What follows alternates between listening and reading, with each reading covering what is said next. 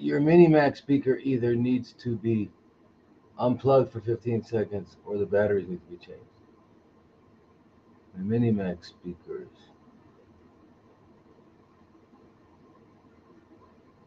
I don't know where they are.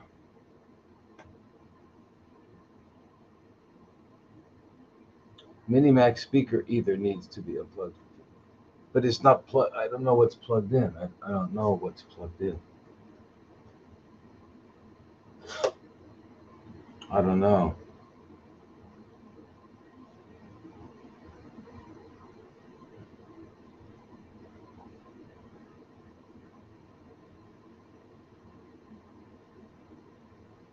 Jeez, come on. Okay, that's sort of. All right, you can hear me, Dana, on what? YouTube?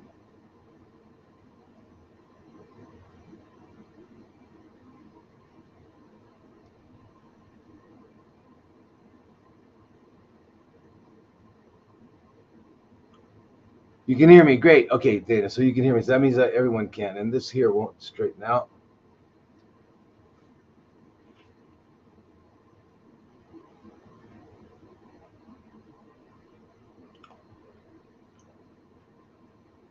We're all good now?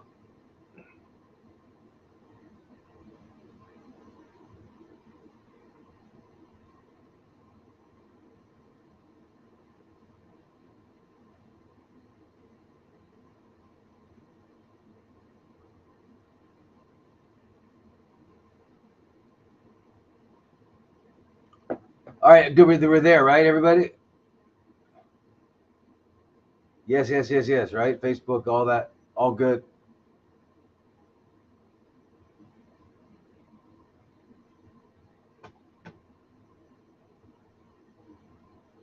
All right, cool. So shall we pretend like it's Philippines? Yay! All right. I should be going there on the early next month, and we're still okay on Instagram. So we made it. Unbelievable. We made it. Okay, so welcome to Sunday Night Live in the U.S. and welcome to Monday morning here in the real world. I mean, the other side of the world.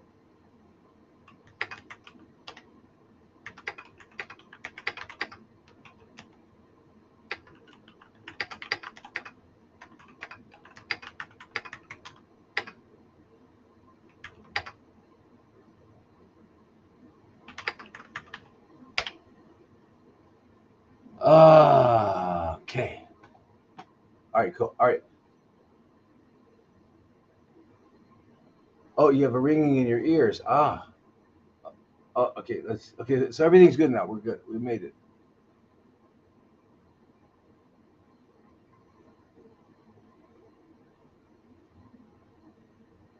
All right. My gosh. Now,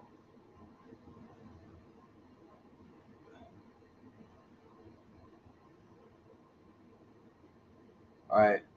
Wait a minute.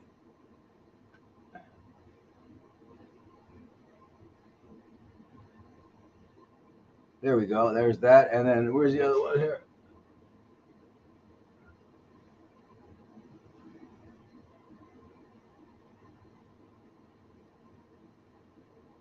Okay.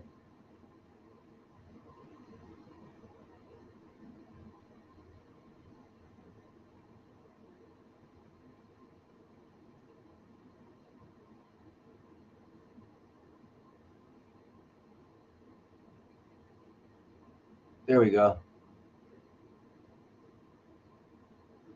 And this will go here. Ah.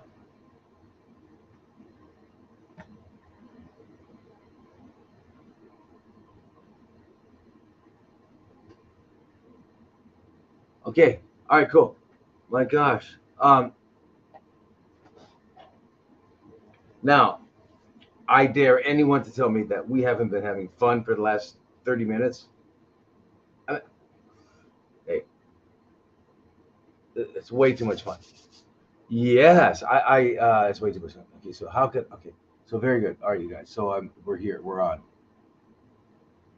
and I'm gonna put that like that, and you'd think I'd have somebody here helping me. You'd think so. Nah. Um. Anyway, so let's pretend like it's really we're starting. Okay. By the way, so I have this new TikTok profile. It's at Dr. Lodi 2.0. All right, we're not really doing anything with it because TikTok doesn't like us. Blah blah blah. Anyway, I think we'll be fixing all that really soon because I've got some new people on the team, and I think it's going to happen. I think it's going to happen. Good. So anyway, and everybody remember the safest place for us to do this is X, and I guess Rumble, right? Because Rumble, I don't know if Rumble streams or what, but Rumble and X, and then there's another one called what's it called?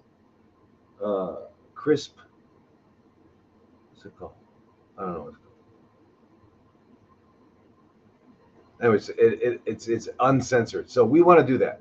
So everyone move as much as possible. Move over to X because um, so I can just talk without having to stutter all the time. All right, and then so exits at Dr. Thomas Lodi MD. At Dr. Thomas Lodi MD. All the rest, Rumble, YouTube, everything else, Facebook is all at Dr. Thomas Lodi. Dr. Thomas Lodi. Okay, so you all know that. Okay, the inner circle. Okay, so I think we're getting more and more people, and it's good. So there's three different groups. There's health and healing, where we talk about everything, no specific illnesses, but just health and healing. What's that all about, right? And fasting. What is intermittent fasting? Uh, what is what's the difference between the juice cleanse and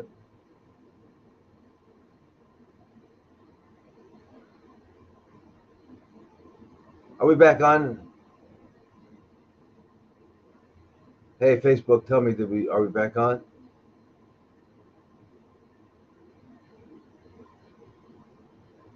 Am I back on Facebook and YouTube and all that?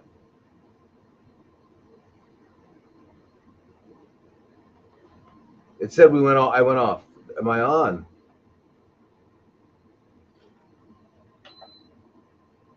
Hello? I'm on, right? Okay, I'm on. Okay, good.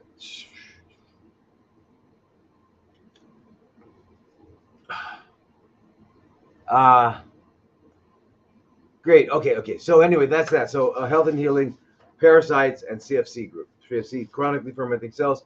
Anybody new here? Chronically fermenting cells is the real situation that's going on if you have a tumor somewhere in your body. It's really chronically fermenting cells. It's not an astrological sign, so we're not going to refer to it as an astrological sign. CFCs, chronically fermenting cells. Got it? Okay, good. So, and so on these groups, we have uh, uh, we do Zoom uh, Zoom meetings with these groups, and that way we can interact. You can ask me questions directly, and I can answer them directly. Because a lot of times you give me a question, and I don't have all the information, so I can't really answer it. So I ask to clarify some things, but we're not interacting because I have on these live streams because you've sent in the questions previously. So that's why the Zooms are great. And also, if you have your personal situation going on, we can talk about it as if it's a consult, but it's not a consult. It's just talking about it, right? Because I can't give you advice on. First of all, I don't have all your information. I haven't seen you, and I don't, so I can't really. I can't really. I mean, even if it were allowed by the regulatory agencies, it wouldn't make sense because I don't really have enough information about you. So I can tell you what I would do with someone else in a similar situation, and then you can take it from there. All right. So, So remember, when you for these Sunday Night Lives, you always submit your questions to the website, right? drlodi, drthomaslodi.com, and you go /live, and then you can find me, and I mean you can put in your questions. Okay. All right. So we are going to ask. Let's get it right into the questions because we already lost a lot of time now. Um, this is from Steve. What do I think of methylene blue? Steve, methylene blue is fantastic, and there's different ways of doing it. And you can just take it daily, or you can use it uh, as a photosensitizing agent, and then use red light therapy. So it's excellent. It's fantastic. It's a standard um, treatment or that we have in emergency rooms, right, for certain situations. So, um, but it's amazing. So the answer is yes, you do it. Now, dosage of Fenben for soft tissue sarcoma. All right, so let me answer that real quickly. A soft tissue sarcoma, if you have a soft tissue sarcoma, uh, look this stuff up, okay? Because it'd be good for you to be informed. But niclosamide is an anti-helminthic, right? An anti-worm, parasitic, and it's one of the ones. So we usually, when we come up with a protocol for someone, we have 3 anti-helminthics. Because why? Because they all have slightly different mechanisms, and we want to get them all because we don't usually just have one type of parasite in there. There's multiple. So and they support each other. They make in the environment for it's an ecosystem. So the so standard is ivermectin, fenbendazole. The ivermectin we usually do 12 milligrams 3 times a day. The fenbendazole we do 222 milligrams 3 times a day. But again, that really depends. Mebendazole, albendazole sometimes works better. There are things that albendazole can do that fenbendazole cannot do. So and then niclosamide we would use, and or praziquantel. So, but in a soft tissue sarcoma, all the research that I can find shows that niclosamide, but in higher doses than up to like 1,500 milligrams 3 times a day, things like that. The other thing that soft tissue sarcomas are responding to is nitazoxanide, and nitazoxanide is also a linea, and as you know, we use that usually as an anti-protozoa. Remember, protozoas are single-celled organisms like amoeba. You get amoebic dysentery or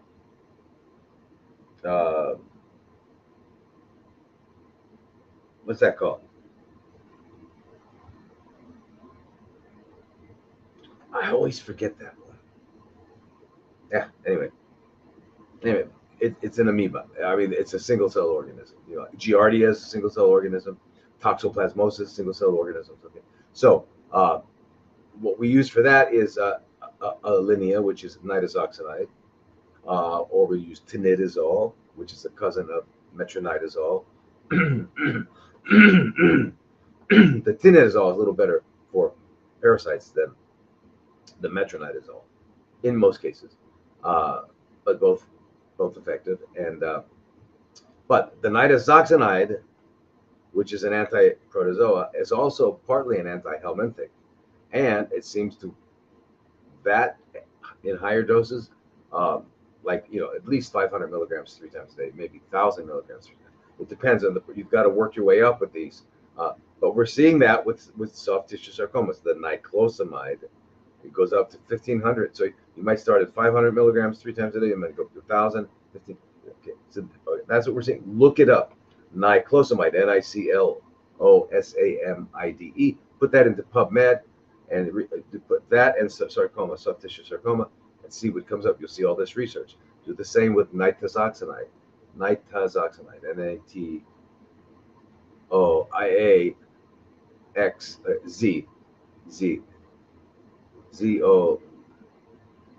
Xanide. It's really a weird word to spell in your head, so I'm better on paper. But anyway, so that's that. Okay. So I hope you heard that. Now, um, here's a question from Leslie. All right. So we're into questions now, everyone. Okay. Yeah. Okay. So hi, Dr. Lodi. I was wondering if you have any recommendations for juice cleanses, preferably organic and low in sugar. It's difficult to find organic ingredients in my area, and I do not own a juicer. I'd like to start a 3-day juice cleanse similar to the sunshine juice you created before an elimination diet. I am starting to reset my gut health and remove the candida overgrowth that I've been struggling with. Please let me know what you think. All right. Well, Leslie, and anybody else, you got to have a juicer. Otherwise, unless you have a source where you can buy it, you can buy fresh juice. Otherwise, what are you going to do? So, and a juice cleanse, remember, a juice cleanse is not a fast. You will have so much energy. Okay, you will be clear. Okay, it is a super nutrient cleanse. Okay, because juice, vegetable, we like to use vegetable juice. Now, the other thing is this: if it doesn't taste delicious, it will affect your mind, which will affect your immune system, and it won't be good for you. You got to do that. Okay, you've got to do that. You've got to make it taste good. You put a little extra fruit. You put some fruit in there, some fruit juice. And it doesn't matter, apple, you can put a lot of carrots, you can put pineapple, not banana. Bananas, you can't juice bananas and avocados, right? You can't juice them because you can't you can't get the fiber out. Everything else, you can get the fiber out. Juicing is extracting fiber. Remember, okay? If you're just blending it, you're making a soup. Okay? A blender is not a juice. All right? You've blended in all of the soluble fiber, insoluble fiber. Insoluble fiber is cellulose, right? Okay. You've blended it up, but it's still in there, so it's not a juice. The juice is when you extract the liquid portion from the plant. All right? That's a juice. And the reason you do that is because without the fiber, you can get the equivalent of perhaps 4 armfuls of vegetables, which organic, that have some more nutrients than you would normally get in a month in one juice. So yeah, highly nutritious, full of energy, just lacking in fat and fiber. That's all. That's okay. You'll get those later, because right now your goal is to clean. How do you clean? Flood. Drink 3 liters, 4 liters. So 3 liters is about 2.8. 3 quarts is about 2.8 liters or so, right? So yeah, they're really close. Anyway, so you got to get a juicer. Okay, now I'm not sure your situation, Leslie, if it's money, or you didn't know which one to get or anything like that. So there are very affordable, like the Hamilton Beach Big Mouth juicer. I don't know if you've heard of that, right? $60 to $80. There's the NutriBullet, right? The juicer, right? It's $120 to $150.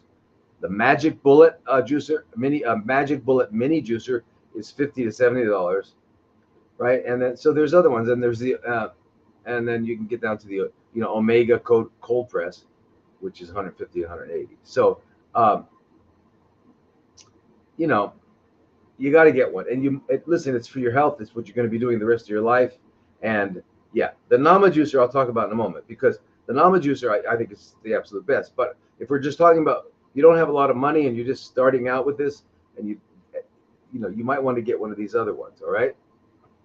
But you do want the centrifugal ones. You want those, okay? If you don't have, unless you have a masticating, which is the slow juicers, which is like the Nama juicer. So we'll talk about that in a minute. So anyway, so the the thing about the Hamilton Beach, which is pretty cheap, So it's the easiest way to um, get into juicing. All right, and you want to get into juicing. Okay, but but the Hamilton juice has got a big mouth. It's easy to use. Yeah. Okay. And then the same with the NutriBullet Juicer Pro and the Magic Bullet Mini Juicer. No. So, and then of course the Omega cold press. Now, when they say cold press, what they mean is that it's a slower. They call them slow juicers or cold juicers. It's slower and it's not centrifugal. Okay. Okay. It's a masticator. Right. When you're eating, what are you doing? Masticating. Okay. Um, so, um, so why would you want, if you had the money, why would you go and get a masticating juicer, a slow juicer? Why would you get that instead of the centrifugal? Well, first of all, you maintain more nutrients. You keep more nutrients in it instead of them spitting out. Okay, that's number one. Uh, it it can get the leafy greens, whereas the centrifugal is not really good with the leafy greens, like so kale and spinach. You can't. They don't really do a good job on that. Right? You don't get a lot out of it, but the masticators do. All right. Now, because you've already cracked it. Okay. So you got better performance with the leafy greens, right? And yeah, and you get less foam. Okay. The other ones you get foams. All right. So and this this quieter and all that sort of thing. All right. So why would someone object to it? Because it takes longer. It's slower. It's more, you got to feed it and all that sort of stuff, and it costs a little bit more. But they're not. You can get into one for 100 to 150, right? They're small ones. The Omega press, the cold press, right? So, and then the mid range is like 150 to 300, and then you get up 300 to 600. All right. But if you are totally into juicing, you're already into it, then I would recommend the Nama for many reasons. And I'll talk about that. So, um, anyway, so the uh, the of the cold press juicers, right? Well, of the masticators, right? You've got the Omega cold press. You've got the, I don't know if you've heard of the Obosi, right?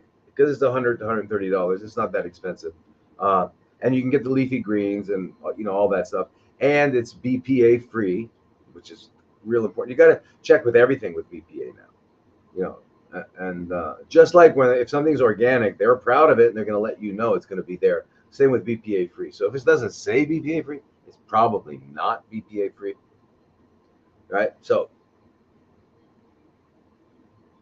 anyway, and then there's the koyos,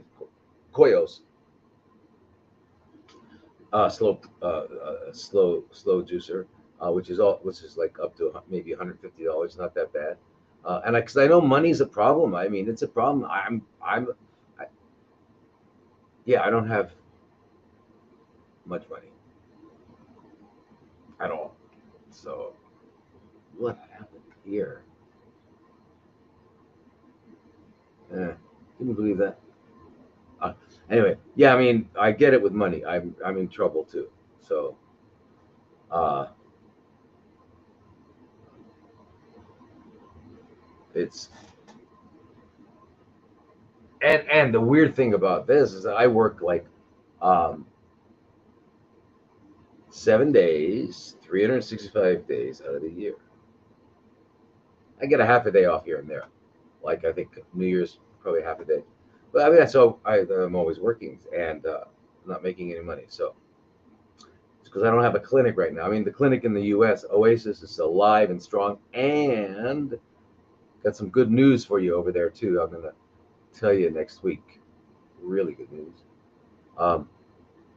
for Oasis. Hey, somebody asked me on one of the questions here, where is Oasis? So I hope you're listening. I think it was on Facebook or some. Oasis of Healing is in Arizona. It's in Mesa, Arizona, and which is the Phoenix area.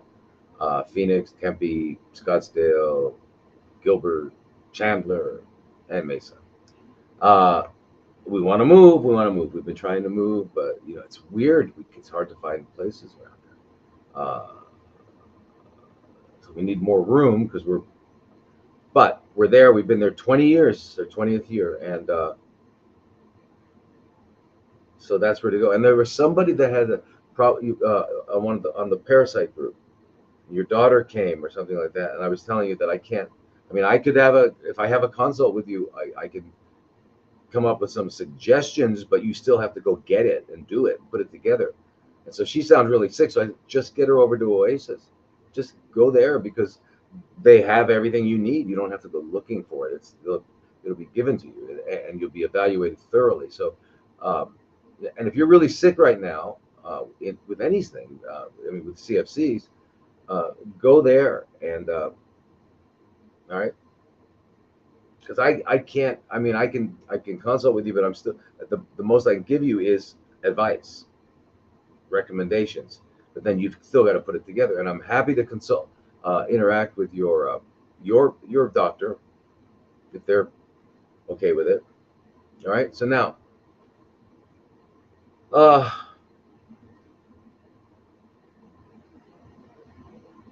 no. So okay. So the one I like the best is the Nama, and I think most of you would agree, right?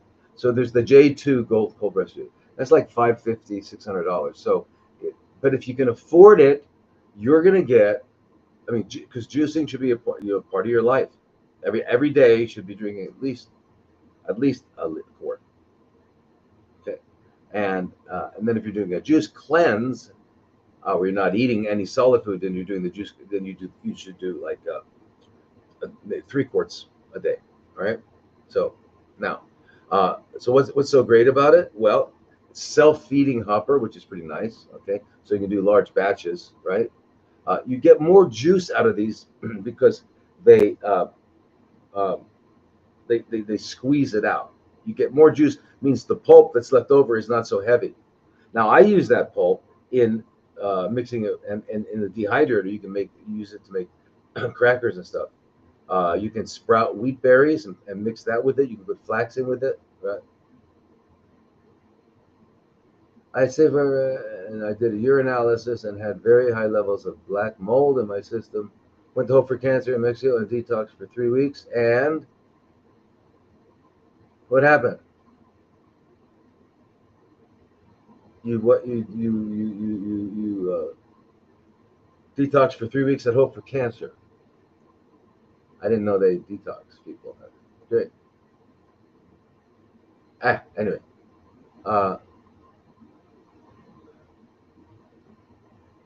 so now the Nama also has one called the Vitality 5800. I'm not sure if that's out yet, but that's or that one. I don't know. I'm confused. Anyway, that's the one with the manual feeding and all that sort of thing. But anyway, these are great because they're easy to clean. They've got a big mouth, so you can put a lot of stuff in there, and you're going to get a high yield out of it. Meaning you're going to get more nutrients out of out of the same amount of vegetable, and the pulp will be less. Will have less liquid, uh, and less nutrients. All right. Now, so the question is, I would say, what should I juice? Yeah, that should be one of your questions. What should I juice, right? And so the standard that I've been using for uh, over 20 years now, but I've been talking about it, is basically the celery, cucumber, spinach, and kale. And then you add lemon to take away any bitterness that might be in the vegetables, and also just to give it change the taste a little bit. And then you add in something to make it sweet, to take away the sourness. That can be apples. It can be uh, whatever you want, carrots, whatever you want. You got to make it sweet enough to love it, not like it, love it. Can't wait to have another one, but not any sweeter than that. All right.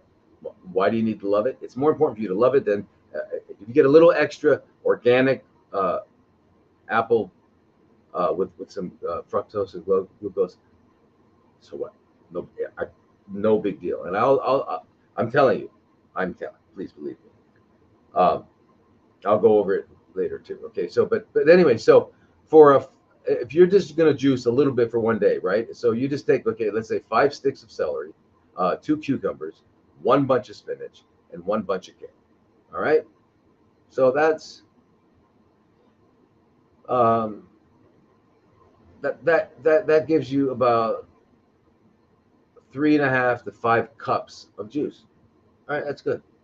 And uh, you know, it's got amazing amount of nutrients, and that's why we chose the spinach and the kale. All right, and all of them. All right. So now, um, if you're going to do a juice cleanse, though, you want to drink 3 quarts. Okay, so 3 quarts is 2.8 liters. 3 quarts. You want to drink that a day if you can. Okay. Now, if you do 3 quarts, you're going to need more than one bunch and all that. You're going to need uh, 35 sticks of celery. You're going to need 14 cucumbers. You're going to need 7 bunches of spinach and 7 bunches of kale. However, all right, that's a lot. All right, and then some lemon, and that's to taste, right? But what are you going to wind up with? You're going to wind up with 150,000 to 200,000 IUs of vitamin A. And you're going to get up to 3,000 milligrams of vitamin C, 3 grams of vitamin C. Vitamin K, you'll have 10 to 15,000 micrograms of vitamin K. You're going to get potassium. You're going to get calcium. You're going to get iron in a usable form. Okay. Lots of antioxidants. All right. It's full of polyphenols, flavonols, carotenoids. Okay. Very essential for health. Okay. Now, amino acids. That's the crazy thing, because you're having spinach and kale, you're getting all of the amino acids. So in other words, it's a complete protein. Okay, it's a complete protein. You just got all the protein you need. All right. Sugar content, you get 20 to 30 grams, but you're getting it. And believe it or not, it's mostly from the cucumber and celery. Yes, everything has glucose except for fat and flesh. Fat and flesh doesn't have glucose. Everything else has. So now, if you're using a cold press juicer, right, you got to realize you're getting 90 to 95% of the nutrients out, and only maybe 5 to 10% not. All right. If you're using the centrifugal type, you're only getting 70 to 80% of the nutrients, and the rest not. All right. So if we're doing that 3 quarts, like we just said, right, and we're going to assume you're using a cold press, right? All right. So what's going to happen is you're going to get about 5 to 10 grams of soluble fiber still, insoluble fiber, insoluble fiber, 5 to 10 grams still. Can't get it all out. You can't. We have an incredible juicer at Oasis, but it's an industrial one, and but I wonder how much is left on that, because that's really special, because it doesn't ever, when you let it sit, it doesn't. There's no particulates, right? The sugar content from all that is, as I said, 20 to 30 grams, and if you're into calories, it's only 200, 300 calories, right? But that doesn't really matter, right? No. Okay. Amino acids. I told you, you all know that there are essential amino acids and non-essential amino acids. What are amino acids? Amino acids are nitrogen and carbon come together, and they make what are called amino acids. You string them together, a few up to 100, you have peptides. If you string them more than 100, you have proteins. That's what they are. They're amino acids. So there are only 20 amino acids. There's not any more than that. There are, but they're not related to us, to biology. There are only 20 amino acids, and plants make all 20 of them. They originate in plants. Animals have different requirements. So we need to eat 9 of them. And if we get those 9, we can make the other 11. So a complete protein would mean we had those 9. So the recipe we just discussed with the celery, cucumber, spinach, and kale, you're going to get, let's talk about the essential amino acids. Histidine, right? The recommended for, let's say a 60 kilogram person, which is what, about 125 pounds, 100, and you can extrapolate up. So is the recommended by those that recommend things of histidine, which is an amino acid, is 600 milligrams a day. Well, with this, you're going to get 1,200, 1,500 milligrams. Isoleucine, another one of the essential amino acids, it's recommended you get 1,200 milligrams. Well, with this juice recipe, you're going to get either 2,500 to 3,000 or up to 3 grams of the histidine.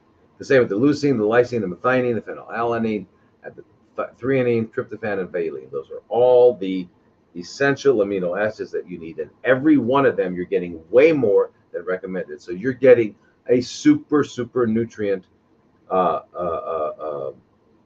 juice. And you're getting healthy carbs. You need carbs. I mean, they're one of the macronutrients. You need carbs, fats, and proteins. For the proteins are amino acids. You really need amino acids. You don't need proteins. You need amino acids, right? So anyway, so the juice exceeds the recommended daily allowance for all of the amino acids. The only thing you're not getting, like I said, is fats and fiber. But in terms of vitamins, it's crazy. You're getting all the vitamins and more than you will. The vitamin A, vitamin E. You're getting you're getting polyphenols. This is highly nutritious. That's why you feel so fantastic.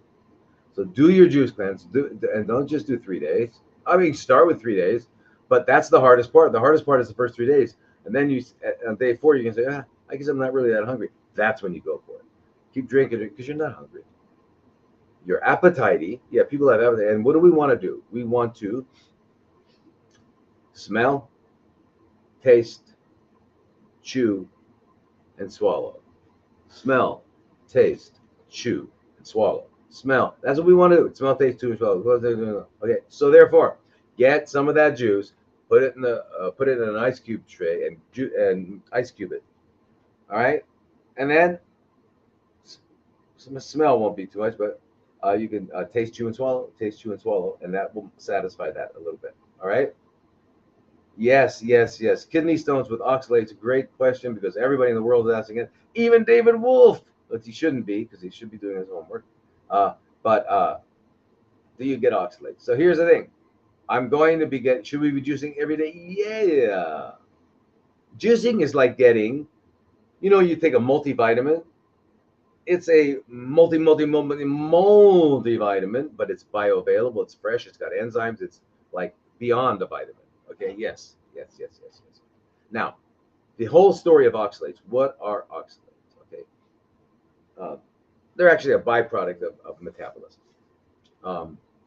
And we make them. Our body makes them as well, and we get them from the outside. So, spinach has a lot, kale has a lot, and all that.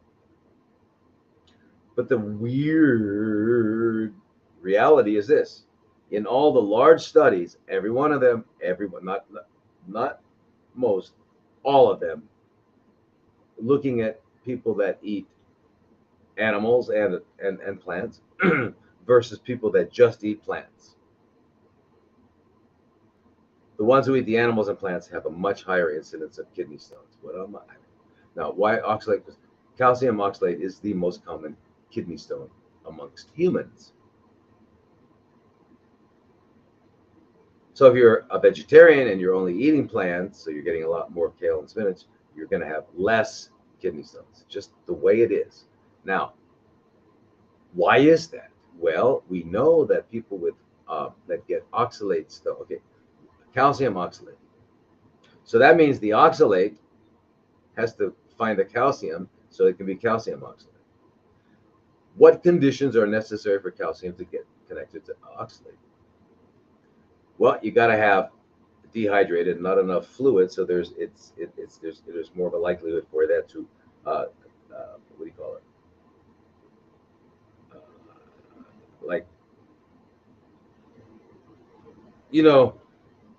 Have you ever had like a glass? You maybe have never had this, but I'm sure you've imagined it. Or if you were in chemistry class, you have a glass of water, and then you pour in a little bit of salt, sodium chloride, right? Stupid table salt, or Himalayan, doesn't matter. Himalayan with all the other stuff in it. Pour it in, and you're gonna see it's dissolved. It'll dissolve. until you get to the saturation point, and then it won't. You'll start to see the crystals again, okay, because you've gone beyond. What is the saturation point? What it means is that you have uh, there's not enough water in there to separate everything, and so it starts to come together. Okay, all right. So when you're dehydrated, you have more of a chance. Number one. Number two, in an acid pH, you're going to get uh, a calcium oxalate cells. All right. So now there was several studies where they were looking at people who form kidney stones all the time. They're just there are people that unfortunately have that, and kidney stones. I've never had one, but I've taken care of people with them. And in terms of the pain scale, it's up there. It's up there. I mean, I've had women say I'd rather give a childbirth than go through that again. I mean, without anesthesia. But it's a writhing pain. It's squirming. It's screaming. Anyway, it's because these stones are trying to get squeezed through your kidneys and then into your ureters, and then, so anyway, so people that are making lots of them, they treated them with different things, and one of they treated with them would seem to work every time was magnesium oxide.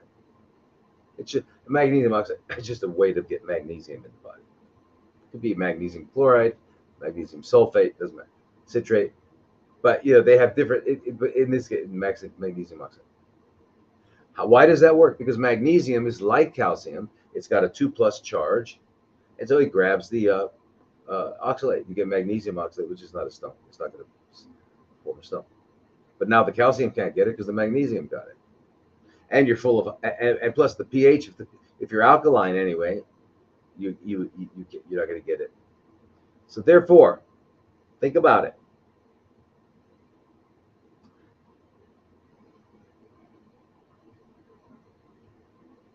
How do you alkalinize something? Well, using minerals. Minerals will alkalinize, right? That's why in water, pure H2O is got a pH of 7.0. It's neutral. You want to make it alkaline, you mineralize it. Why? Because what do minerals do? They're going to bring in electrons. They're going to bring in electrons. That's what they're going to do. That's why they're called electrolytes, okay? Sodium, potassium, magnesium. Those are all electrolytes in your blood. Electrolytes means to bring in. So, anyway, so alkaline. So, what are the strongest alkalinizing elements? Calcium, magnesium, potassium.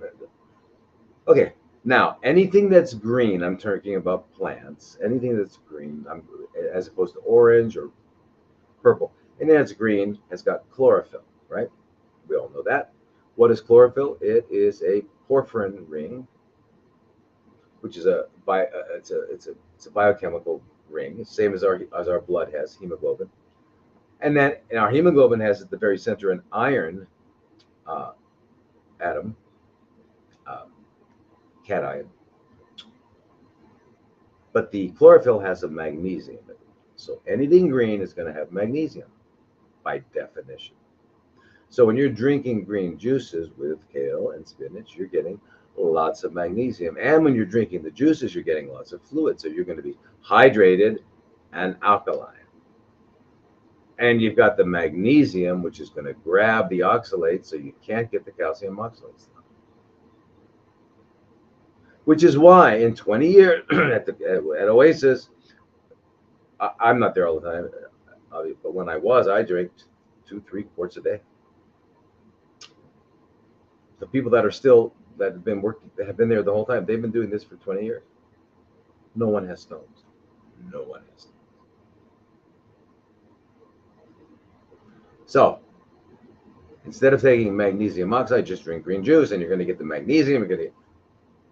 So all of that hype, and it's hype, and I don't know the reasoning. I don't know why would they want to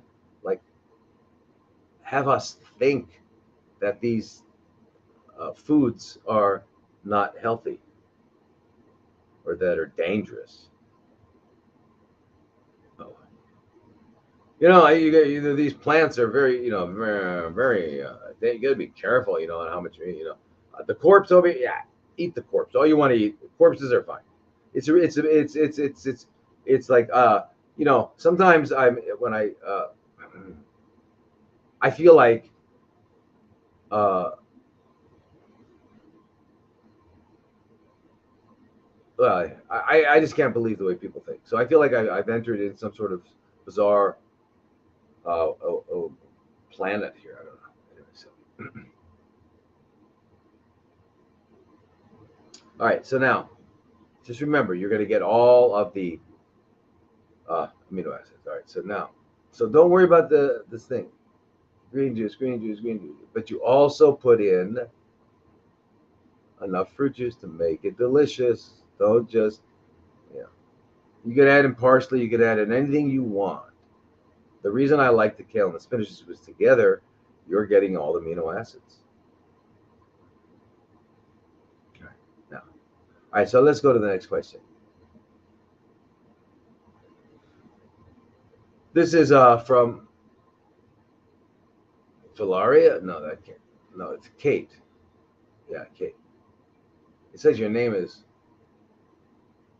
Filaria Shittum lymph. No, these are you're referring to parasites again. So okay, sorry, I am late in hope that this question will apply. I have a paradigm infection. I think you meant parasite infection in my lymph nodes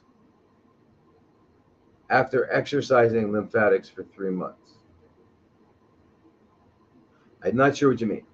I started praziquantel 1 week ago and appears to help, but the infection is still there. There are 3 different protocols on CDC for praziquantel: 40 milligrams 3 times a day, 60 milligrams a day, or 600 milligrams 1 time a day. Your protocols are 600 milligrams daily.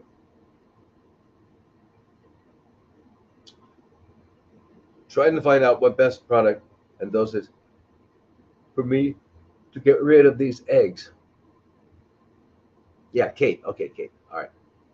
Well, Kate, uh, the only parasites that go to the lymph nodes and cause a lymph problem is malaria and the filarial worms, right? That's why. So the filarial worms, filarial worms, right? Uh, it's lymphatic filariasis. Uh,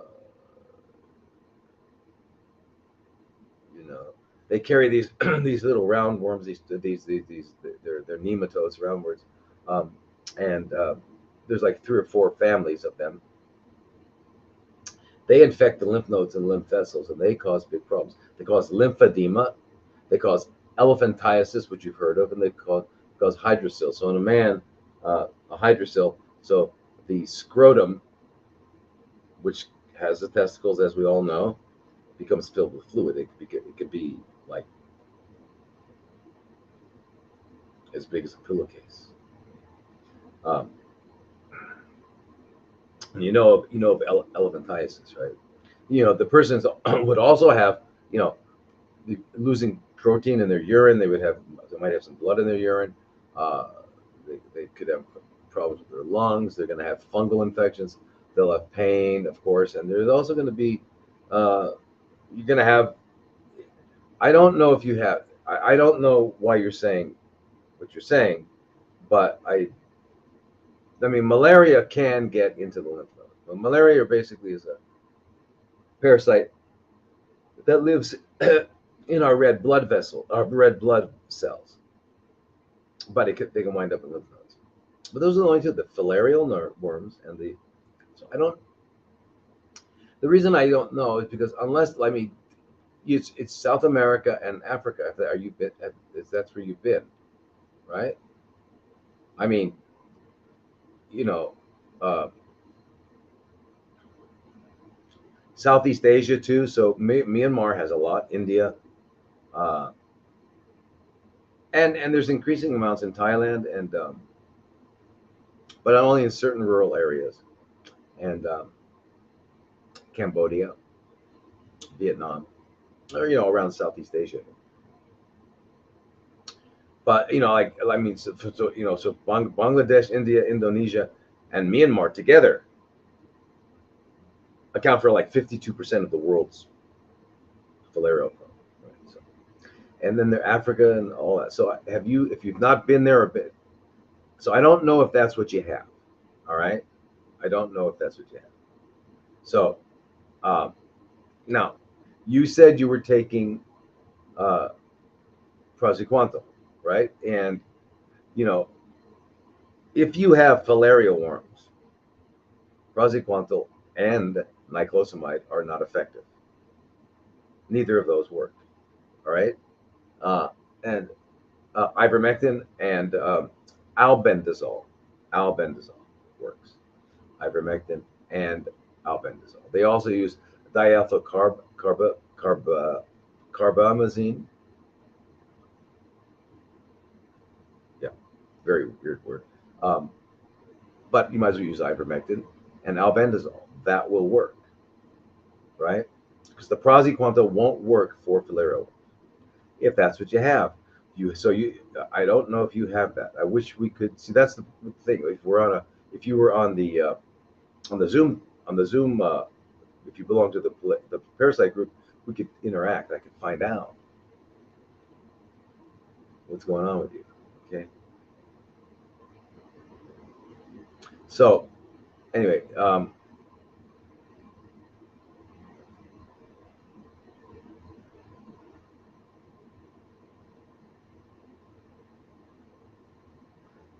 if if you don't have if you haven't been any to these areas and you haven't been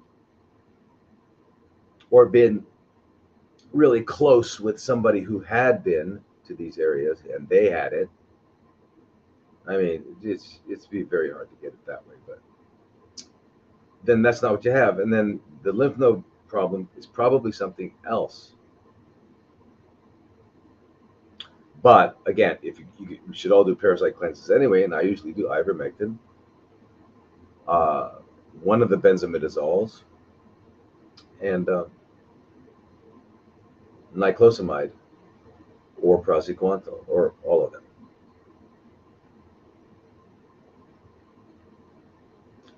They want to be in my live video.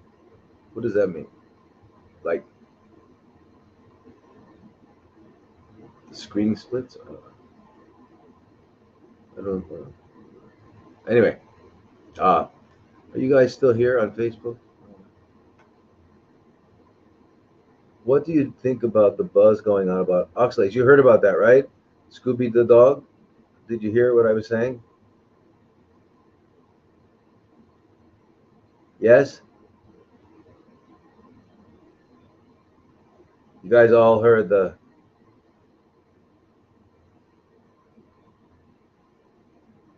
discussion about oxalates? Yeah, good, okay.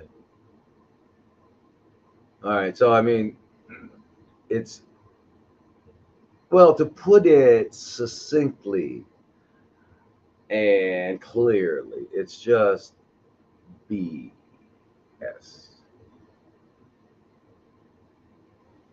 Now, when oh, Scooby, you didn't get that, huh? Okay.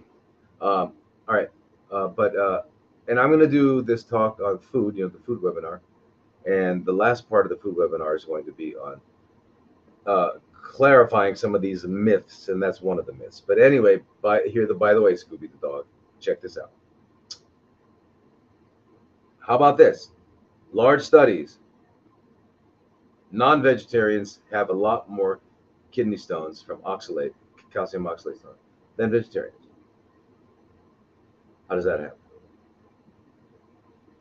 And when you're drinking green juices and you're getting lots of hydration and magnesium and raising the pH, it's impossible to get a calcium oxalate stone. It's not possible. Chemically not possible. Now, if you were, oh, by the way, here's another interesting factoid, and that is when we look at the calcium oxalate stones in people who have calcium oxalate, which is the most common kidney stone, the oxalate is not, and we can do this with certain tests. The oxalate is not exogenous. In other words, it was not coming from the outside and it was eaten. It is the oxalates that are produced endogenously as part of metabolism.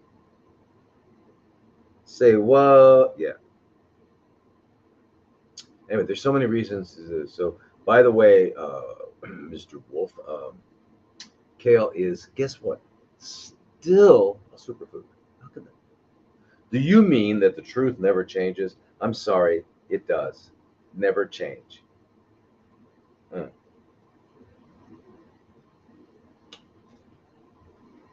So 101 is still 2. Dehydration, acidic, and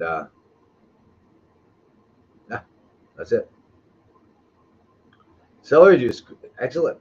I mean, these are these. Do not be afraid of juicing plants.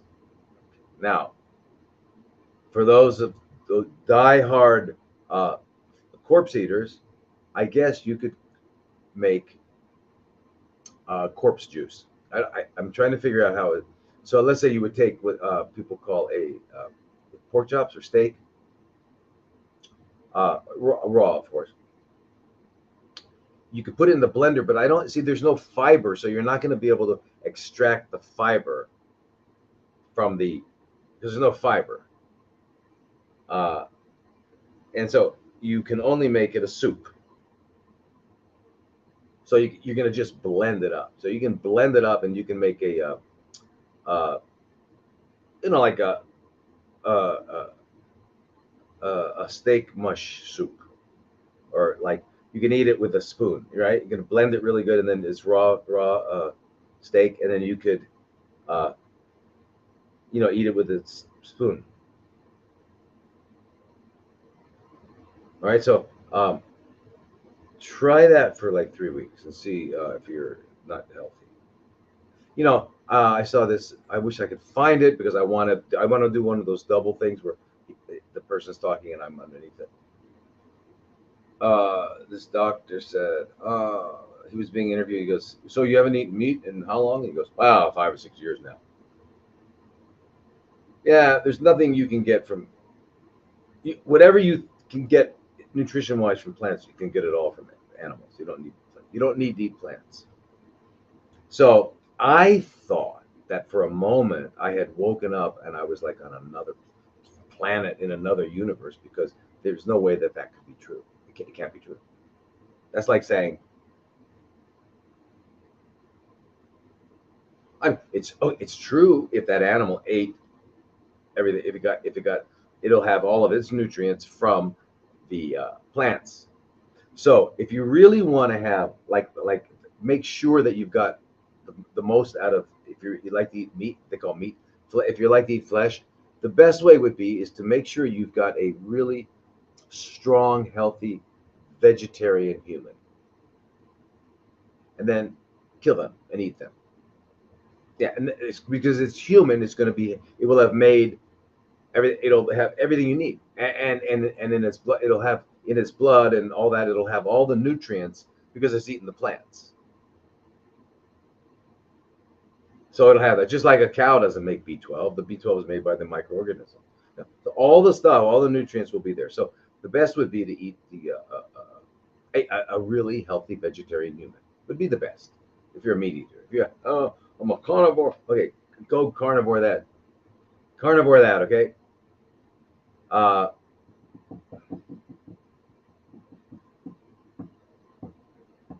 why not? I mean, any argument in favor of eating flesh, the same argument can be used for cannibalism.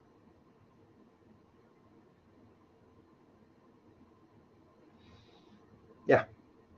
But to me, I look at a piece of corpse and it just doesn't look appetizing. I've never thought, oh my God, I've got to have that muscle. I want to eat that. I want to lick and smell and taste and chew and swallow that muscle. I never think that way. So I know, but I guess people do, right? Yeah.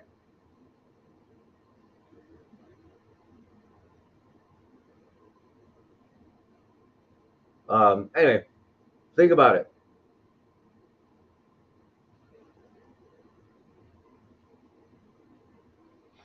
Now, let's go on to the next question.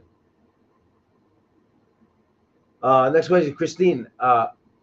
It's regarding schistosomiasis. If true, is it true that praziquantel only addresses the parasite and not the eggs? Can you advise how eggs can be fully eliminated? Is there a more effective protocol than just praziquantel alone? Well, yeah, I wonder. I guess someone led you, led you astray because uh, actually,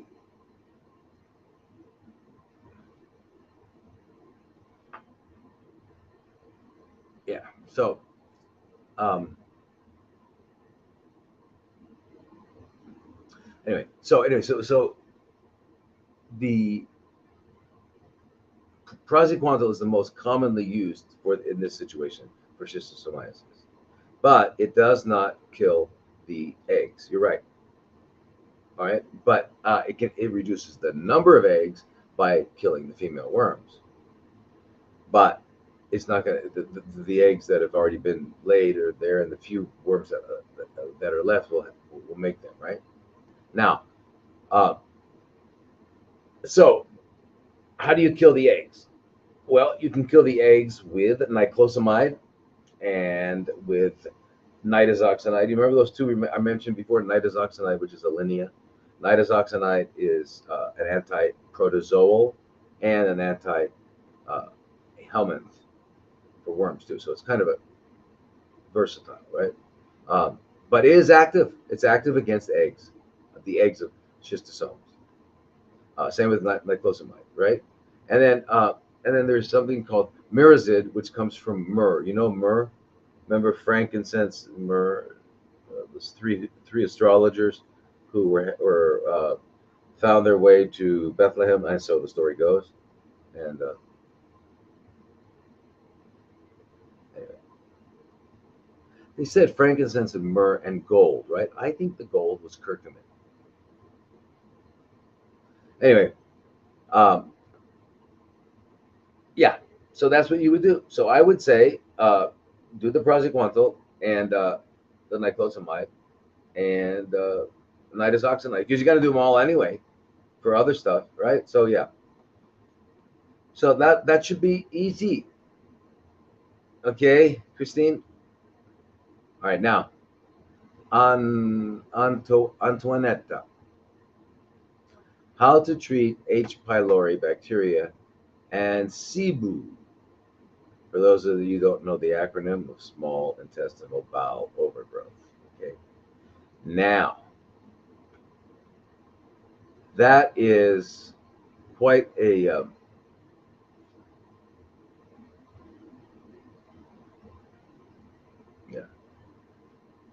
Uh, uh, uh,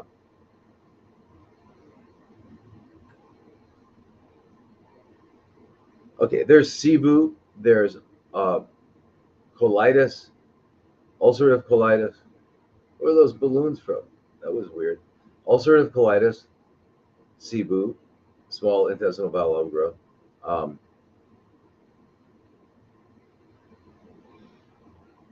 Crohn's,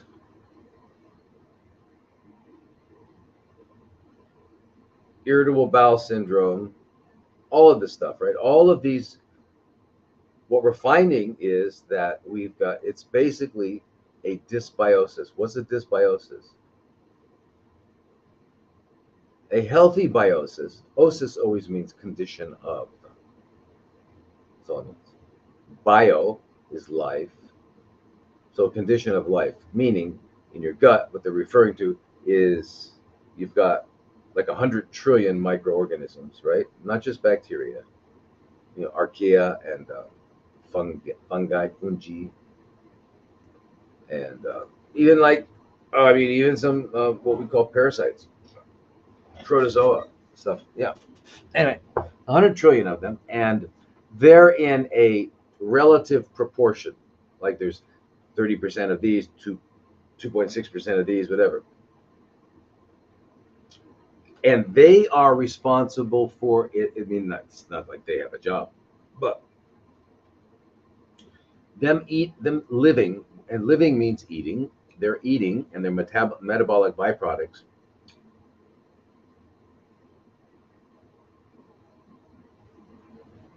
keep us alive. They are as important for us as our heart, as important as our brain. The reason I say that is because if we didn't have them, we would be dead. So, and they make the neurotransmitters, the way our brains work. They make they, we'll go into one day about. We should do a whole seminar on the microflora. But anyway, they get out of balance. In other words, you get too much of these and not enough of these and all that. So you wind up with a dysbiosis instead of a healthy biosis. A dysbiosis, like, and they do not provide the uh,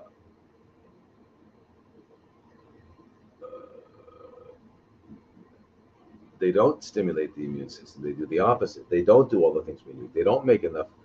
That's how we make our blood clots. It goes on and on with all the things that these microorganisms do.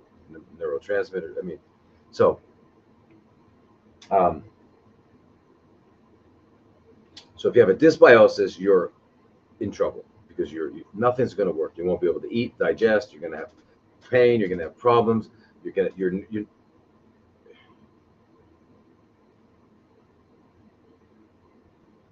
Are we back on, you guys, on Facebook and YouTube? Are we back on? Did we get back on? Yeah, yeah, yeah. Somebody say yeah, yeah, yeah. Because it just told me you went off. Are we back on? Facebook, YouTube, Rumble. Are we back on? Are we back on? Are we back on? Hello? Somebody say yes. Yes, yes, yes. Grace, is that a yes? Yeah, okay, good. Got a yes. All right, so cool. Thank you. It went off. I don't know what happened. Um, anyway, we get a dysbiosis and you wind up. So they're calling it SIBO, small intestinal bowel overgrowth. Why do they say overgrowth? Because normally, I mean, in the healthy conditions, we have a lot of microorganisms in our colon and not as many in our small bowel. Not as many. We still have them. So 10 to the fourth. What's 10 to the fourth? 10 times, what has got 4 zeros? 10,000. Whereas in the gut, in the colon, it's way over. It's like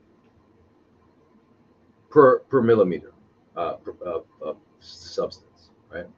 So anyway, there's a lot there. So if you get more than that, if you get more than like 10 to the fifth, then they say, aha, you have overgrowth in your small intestines. It's out of balance. That's all it is. It's out of balance.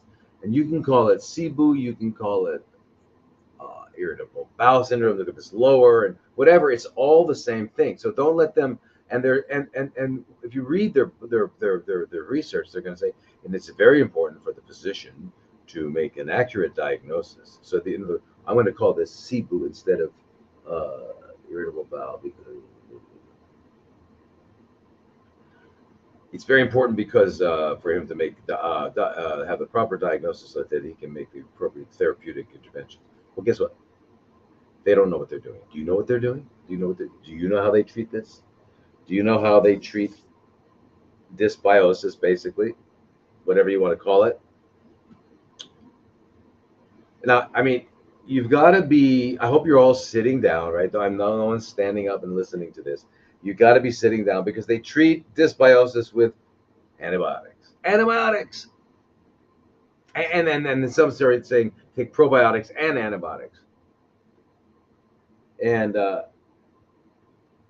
it's like, you know, you don't have an argument with them. You don't have a discussion with them, right? It would be like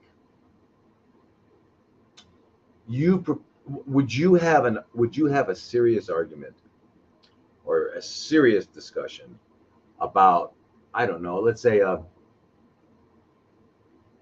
don't know, the educational system in your community with someone who was 4 years old? Nah, you wouldn't, because yeah, you wouldn't. Same thing. You don't talk to these guys. All right. Yeah. So anyway,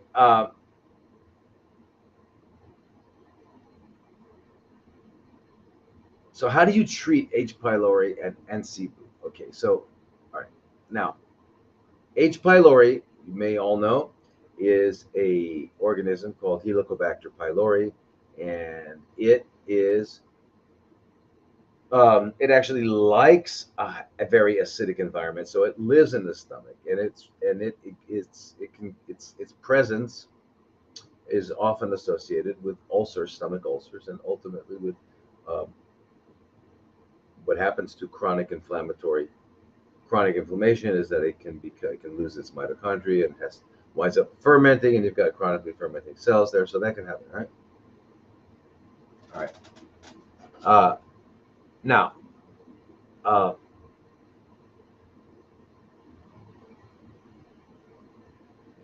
so in either case, you don't want the H. pylori there, and you don't want a dysbiosis of going on. So when we look at all the different organisms that are in the CBU and the SIBO and the H. pylori, so you can say, well, how can I have two different diseases? How do I treat them at the same time? You don't have two different diseases because there are no diseases. There are situations where the body's adapting, uh, and here, what's the situation here? Here is we have it's out of proportion, the microorganisms. Why are they out of proportion? How did that come to be? Because if we don't ask that question, we can't fix it, right? Right. Okay. So how did they come to be?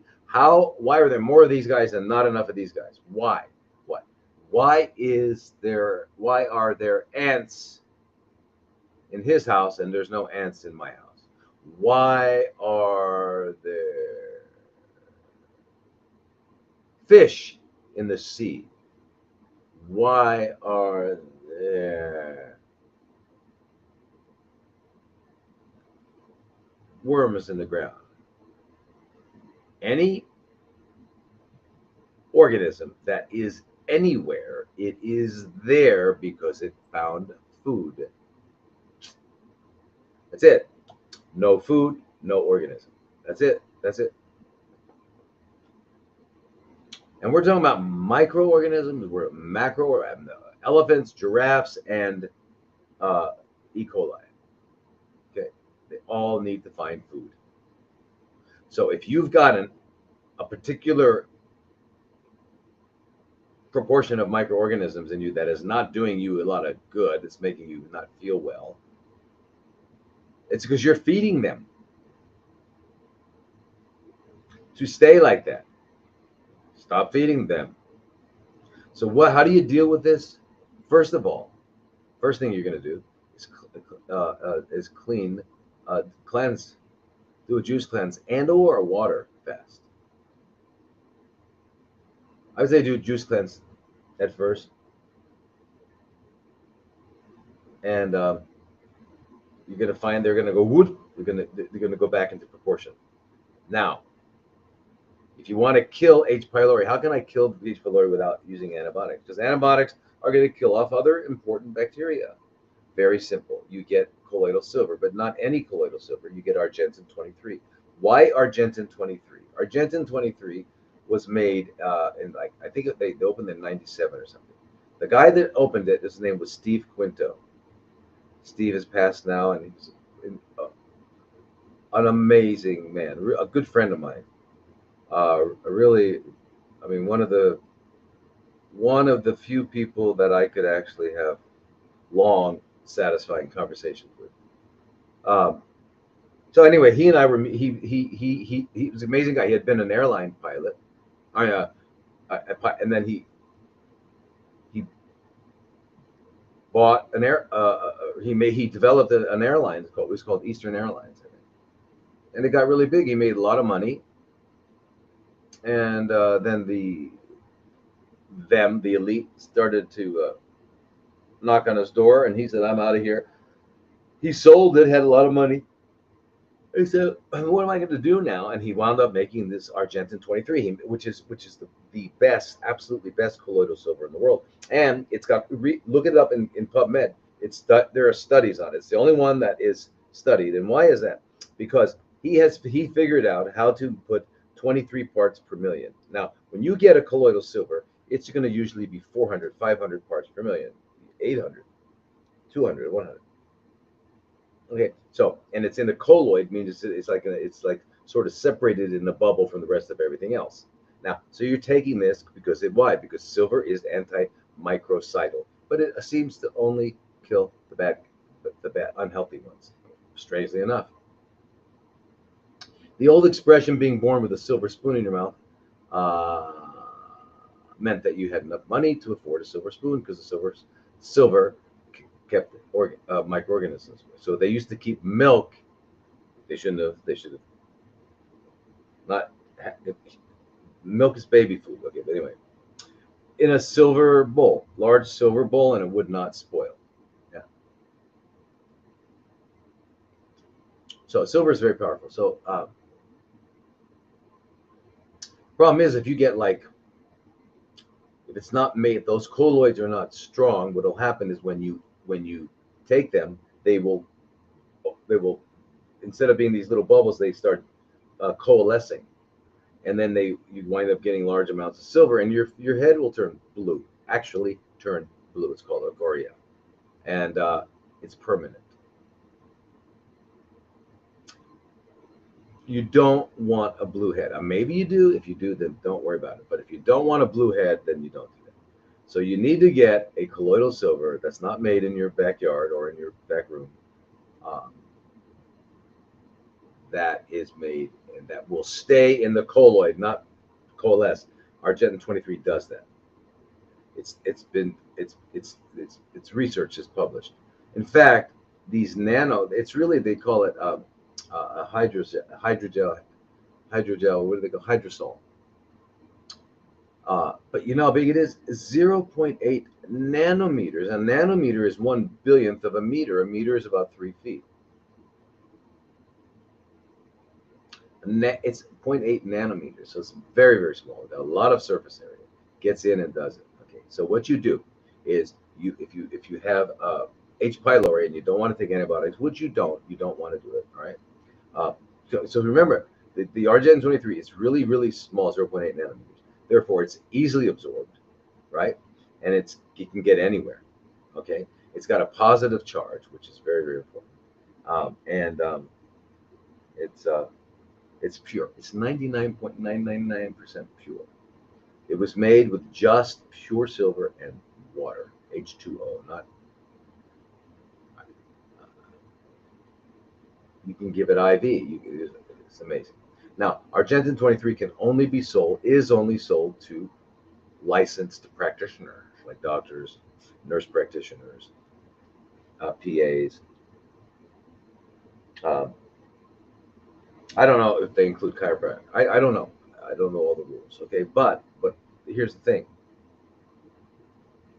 Uh, you can get it. There's actually what you can do is uh, if you don't know, so you can only get it from a practitioner. You can't go buy it, right? And it's not going to be in the store. What they had in the store was something called Sovereign Silver, which was only at 10 parts per million instead of 23. It's just not as good. Okay, so the there's a there's a number you can call that is let me see. I wrote it down here.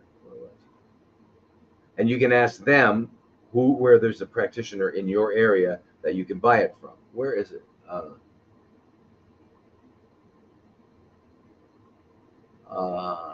Anyway, if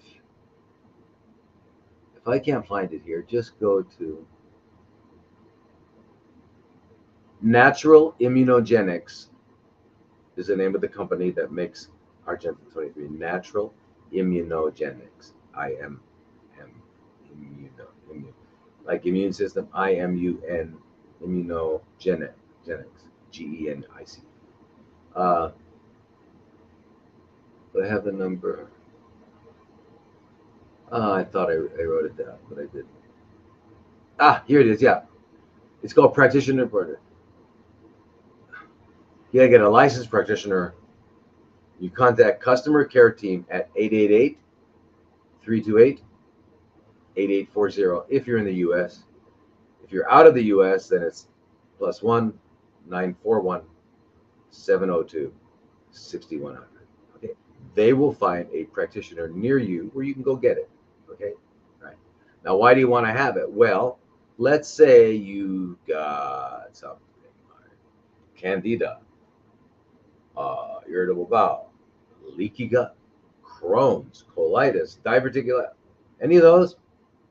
Here's what you do: you take in a glass, right? You mix 2 tablespoons, which is about 30 mLs, right, of the Argentin 23, with an equal amount of pure aloe vera juice. Now, pure to me is you get the aloe vera plant, you get real thick one, and peel off the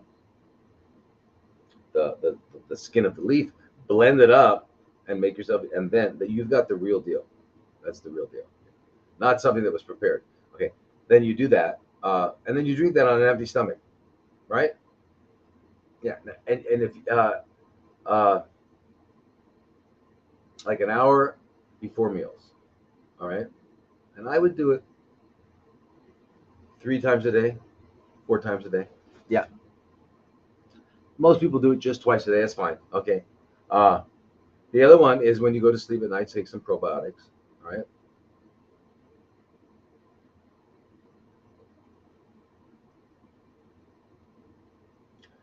It keeps telling me that it went off. It unexpectedly. Did it go off again? You guys, are you back on Facebook, YouTube? Are you guys back on? Are you got back on? Are you got back on? Yeah. Are you back on?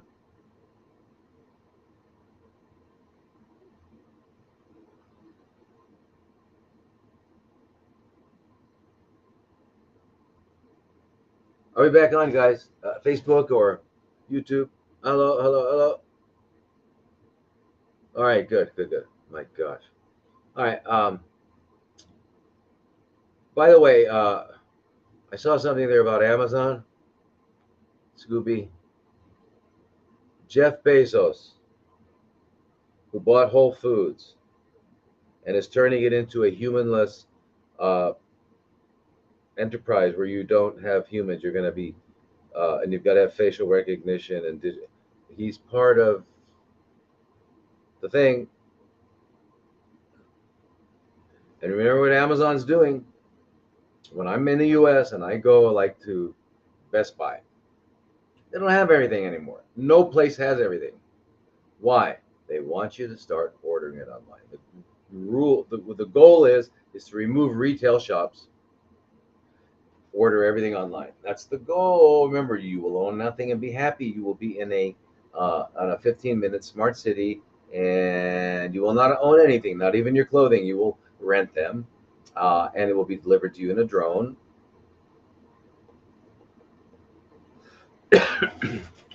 And you know what? I wish that I was either making that up or completely wrong. Anyway, so don't feed Jeff anymore. So what you're going to do is you can look on Amazon, find the name of the company or whatever it is that's got it, and go to them. Anybody but Jeff Bezos. And Jeff, if you're listening, you wouldn't listen to this because you're not interested in this. Don't feed the monster. Find out who, go to the company that makes it, and then ask them to send it to you. All right. So they're doing this on purpose, okay? They don't have this, they don't have this. You better order online, better order online. And then I remember, like, at the last year, 2 years ago. Anyway, there was this one. I kept seeing clothing store after clothing store going out of business and saying, "We're online, we're online." You know, and then you go to H&M and they're saying, if you get that urge that, people have urges at midnight to shop. Great, you got urge to shop at midnight. Anyway, so this is the move. The move is to right. Okay, it's very convenient, right? Remember, the word convenience means you're gonna do. If you, they're gonna. They developed a mechanism that's gonna so that you don't have to do something else. So I got a remote control. I don't have to get up and go press the button. Save my dollar. So convenience means it's going to something. I don't have to do something. So you see, ultimately, the ultimate convenience is what? I don't even have to get up. I can just sit in my chair all day long. And we'll turn the chair into a toilet so that I don't have to get up to use the bathroom. It can become a toilet. Somehow I'll come up with it. I order my food. And that exercise, they're going to have it's going to have a certain thing that it'll shake me at a certain whatever. It's going to figure out how to exercise me. So I don't have to get up. And then at night it'll turn into a bed at night. Can you imagine? Complete convenience. I don't have to ever move. Right? Let's get really convenient. No, let's get inconvenient. Right? Elevator, stairs. Take the stairs. Okay. Can I carry your bags? No, you cannot carry my bags. All right. All right. All right. All right. All right. Get inconvenient. Do the inconvenient thing. Remember the two words that people get sucked into, and I don't know why, and that is it's convenient and it's for your safety. So for your safety, we want you to you can't bring any liquid on the plane. Okay. Why? I don't know. I just work it. Okay. So wait, I said I can't. But if I have less than 100 cc's of liquid, I can have it. So now I can't bring toothpaste on the plane. It's not a liquid, but yeah. So I don't know what they thought. They took, and because I'm not going to get the regular toothpaste that everybody has. So now what do you think I'm going to do? You think I'm going to run into the cockpit and like start brushing the pilot's teeth? Then they'll crash. What do you think I'm going to do with the toothpaste?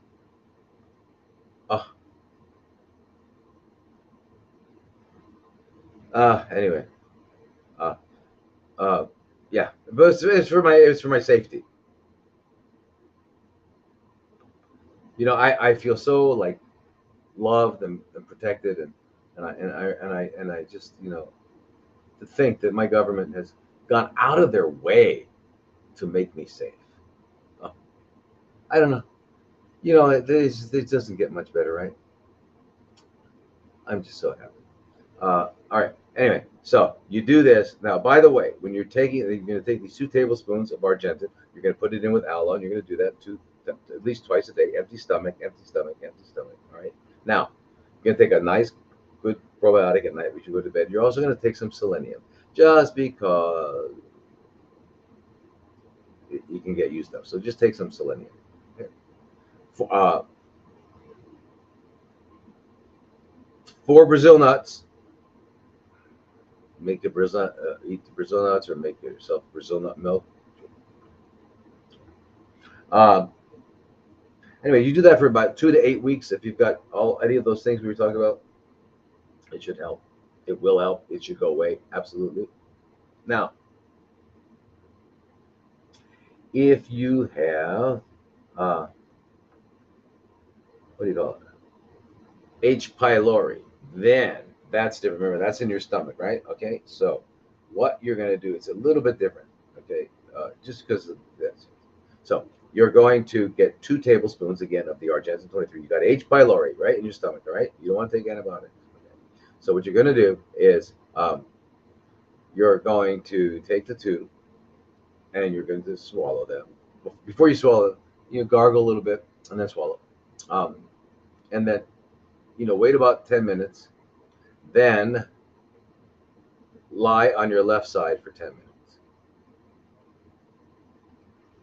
All right. Then take 2 more tablespoons and lie on your back for 10 minutes after you swallow it.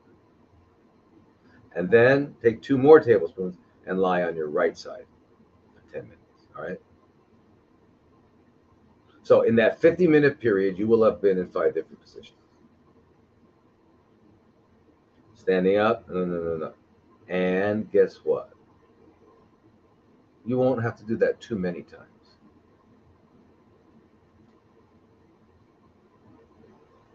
But you're not going to hear that anywhere. They want you to take what they call triple antibiotic therapy. Yes. Triple antibiotic means we're going to make sure you think you had a dysbiosis before? Oh, wait till we're done with you. All right, so that's how you do it. Argentin 23, and I don't have any stake in anything. If I did, I wouldn't be poor. Definitely, you're not poor, yeah. Yeah. If I became disabled and I couldn't work for any reason, I have enough money to last me 3 months, maybe. Not poor, but maybe. So how do they diagnose SIBO and all that sort of thing? The gold standard is they put a tube down you and they take a piece out of your jejunum or your ileum, or your duodenum for small bowel overgrowth. So anyway, and if they find 10 to the 5th bacteria per milliliter, then you have overgrowth. You should have 10 to the 4th. Right? Okay, 10 up. Now they do a breath test too, because if you have, they look at hydrogen. Because why do I that? Because bacteria, it will metabolize carbohydrate.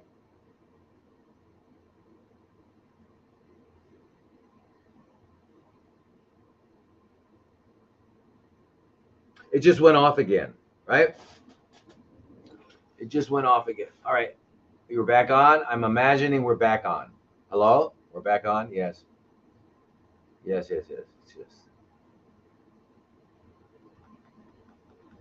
Yeah, Sprouts is doing it. Whole Foods it used to be called Whole Paycheck, and now I don't know what it is, but just, the best way to deal with it is don't see it anymore. Take it out of your vision. You don't even go there. There's no reason to ever go there, ever, for anything. And don't use Amazon. Anyway, you're back on. Okay, very good. So the breast test. Okay, are they accurate? It turns out that they pretty much, yeah. But they've got to have you fast for 12 hours. You come in, and then they give you, either some glucose or lactulose. Lactulose is that's what we give people who have high ammonia levels because their liver is in trouble. But anyway. Okay, so so you fasted, and now we can see when the bacteria or the microorganisms um, uh, metabolize these carbohydrates, right? And they can whether or not it turns into hydrogen, methane, or hydrogen sulfide, right? These are 3 basic products, so we can tell what kinds of organisms are there. So if you've got a lot of methane, we know. Okay. So that's just it. And then it's pretty much thing. But it doesn't matter. What does it matter? You probably already knew, because your symptoms and all that you've got something going on. So what should you do? Well, I guess I'll do a juice cleanse, and then maybe a fast, and then I'll start eating like the kind of food that I want to eat, so that I have a really good microbiome. Because if I have a really good microbiome, I'm done. I'm taken care of. That's what you do under any case. So I don't care what name you want to put on it, SIBO, IBS, what else? It's very important that the that your doctor makes the accurate. Okay. Anyway, so now, and they put you on an elemental diet. So if you have this SIBO or whatever, they're going to put you on an elemental diet. You know what that means? It's unbelievable. They're going to just they take up the they're going to it's going to be some sort of liquid that they I'm sure they have it. They sell it. Or it's got amino acids. It's got all the different elements of a healthy diet, but not in its natural not in its natural condition. Not how it became that way. Uh, that's an elemental diet. And you're doing that, and then they're going to give you with that. They're going to give you antibiotics and probiotics. It's insane. And they get away with it. They get away with it. Now, the other thing is they're saying, why do people develop this? They think it's because they're having decreased motility in their gut. And the decreased motility can be because they've had surgeries, they've had radiation, they've had whatever damage they've, or how about they just overeat and they eat too frequently and they don't eat real food, it's poisoned. And their GI tract is going, okay. How about that? Yeah, okay. How about that? So what do they want to give? They want to get your gut moving again. They want because they think it's slowed down. Right? So they give you what they call a prokinetic drug, and they have all kinds of ones. I think the least damaging is something called metoclopramide, and we use that for nausea anyway. So metoclopramide is what they call it's like a parasympathomimetic. What does that mean? Okay, remember you have the sympathetic nervous system, the parasympathetic nervous system, right? So the sympathetic is muscles, parasympathetic is all your gut, heart. So your peristalsis is parasympathetic. So if you increase that, you will increase the transit time, right? Because they're saying that it's a motility issue. These overgrowth, not having nothing to do. There's nothing to do with what you're feeding them. It has to do with motility. But the motility, why do you have motility issues? Because you're not eating right. Or you went and let them irradiate you or do something to you, right? Stay away from them. Okay, so here it is. So now, medical, anyway, so the parasympathetic, so the term mimetic means it acts like it, mimics it. Parasympathomimetic. Okay. So now what does that mean? Well, what is the main neurotransmitter in the parasympathetic system? Is acetylcholine, right? So acetylcholine, not what do you call it? Not epinephrine or norepinephrine. Okay. So acetylcholine or dopamine. Acetylcholine is inactivated by enzymes because we always remember whatever's going on in our body, something's always performing a function, and there's always something that's turning it down because we've always needs to modulate everything. Okay, so there is something called cholinesterase, which is an enzyme that will knock out the what do you call it? That degrades acetylcholine. Okay, so acetylcholine is how the nerves talk to each other in the parasympathetic gut. All right. So what does metoclopramide do? It blocks the cholinesterase, so it can't stop it. And in that way, it's an indirect parasympathomimetic. So it increases. So I like that for nausea. If I have somebody who's it's got advanced CFCs and they're nauseous and all that sort of thing, they've also got all sorts of problems. If you're taking opiates, So anyway, there's lots of problems. So metoclopramide is not only anti-nausea, and the reason it's anti-nausea is because it moves things along. It doesn't let it just sit there and make you nauseous. It moves things along. Same thing if you've got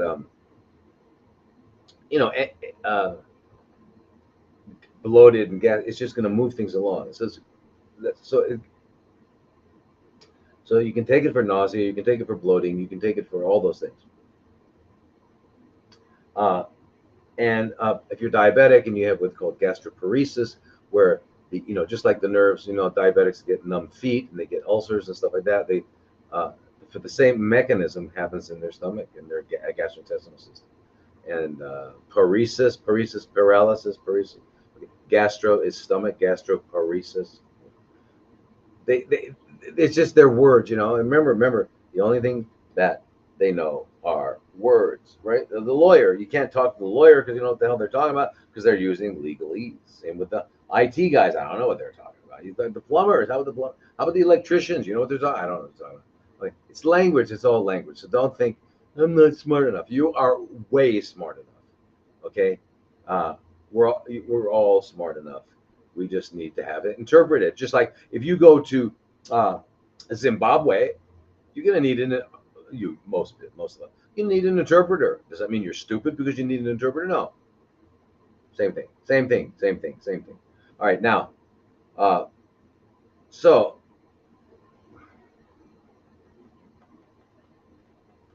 all right. Okay. That's that. I answered that and 100 other questions. Okay. Lori, bad nail and toe fungus. Well, I don't know how if the nails really, uh, sometimes if the nails just like if it's just really in bad shape, we can numb up. We use we can numb either side. The nerves for fingers and toes is on either side of the, and you can numb it up with lidocaine so that it's completely numb and pull the nail out and just start over. I mean, if the nails like because toenails can get you can't save them; they're already like this. Uh, so I don't know how bad yours is. And of course, there are these antifungals, griseofulvin, that are really strong and they can mess with your liver. Yeah, you can maybe do that, but you got to restore balance in your body, get a fast cleanse, all that stuff. You'd be amazed at what those things do, fasting and cleansing. Now, um, when I was living in Japan, when was that? In the early mid '90s. There was a guy from Australia that I knew, and he had a really uh, long-term fungal, toenail fungal problems. Really, uh, and so he said, I'll never forget. With of course, it's not urine. He calls it urine.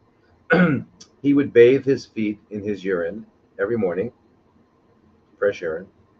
I think he did it just once. Anyway, it didn't take long. 3 weeks, I think, it was gone. I don't understand it. I don't understand it. I don't understand the whole urine thing because I maybe in a situation like that, but drinking it, I would never do it because I'm of the my understanding of biology is that everything like our kidneys are extremely precise. They maintain the pH, they maintain the sodium and the potassium. They are responsible for all the electrolytes in the pH. They are very precise. Why would they not hold on to stuff we needed? Why would they let it? They don't. They know. That's what kidneys do. They know what we need and they know we don't need. That's what they do. So my understanding is that what's in the urine was excess or uh, had no use at all. So poisons. So you eat a poison. Your liver wants to do what? Your liver wants to take it if it's fat soluble, make it water soluble, so you can pee it out. All right. So I'm just telling you that's why I wouldn't drink it. Even though there are great anecdotal stories and all that sort of thing, and there's a lot of wonderful ideas about it, and that's okay. If you want to do it, do it. But I just wouldn't. I don't see how. I need things to explain to me.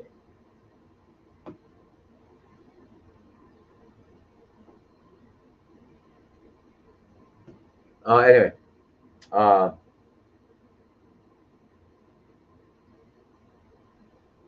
so other than that,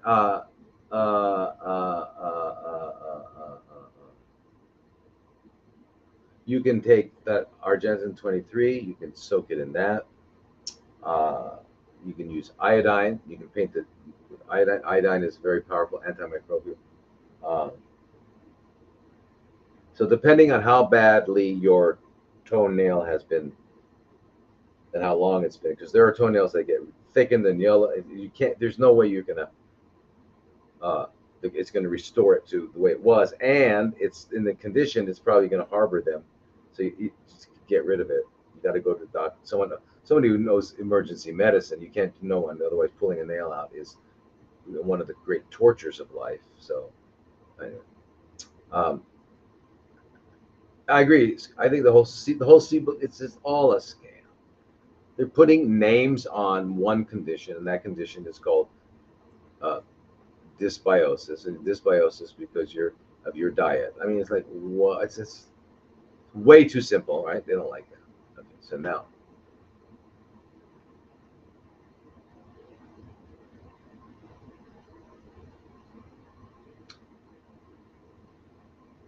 what is the difference in symptoms with? Uh,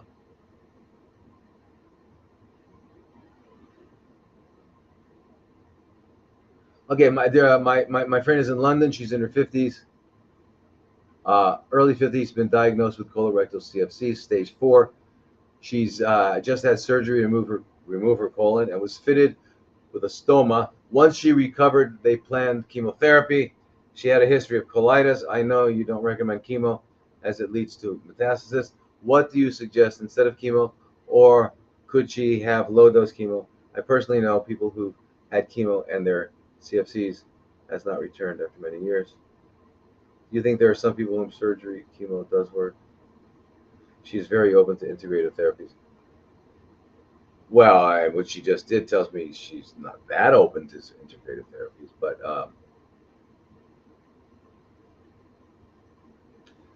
okay, so they removed her, not her whole colon.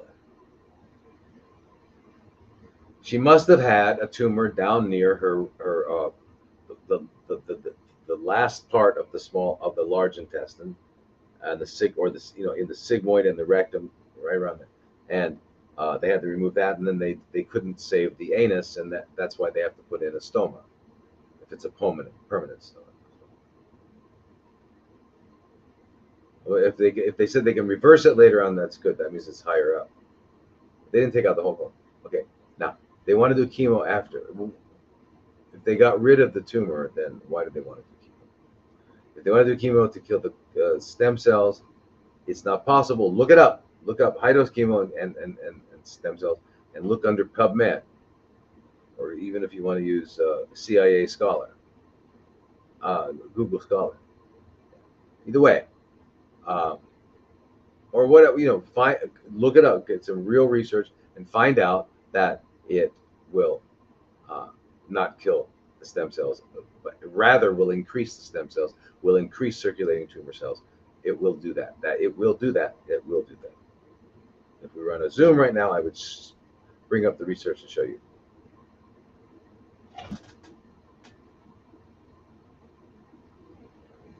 Yay, you made it onto the live. Yay. All right. I'm glad. So at least the metastasis, and it doesn't do. And then why would you give chemo if you just did the surgery? Unless you didn't get it all. If you didn't get it all now, you got most of it, so that means only a little bit, so it's not going to be that hard. So now if she's open to integrative therapies, then stop doing what you're doing.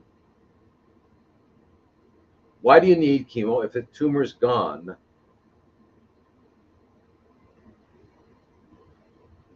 Anyway, so low dose of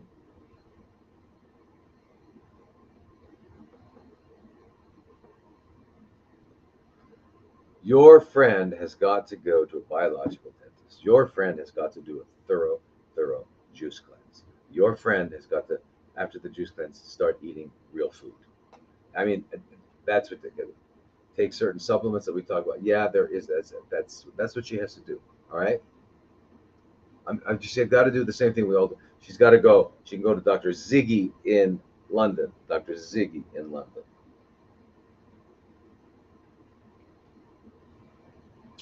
Suzanne, I was diagnosed with colon CFCs 3.5 years ago, shortly after I had surgery.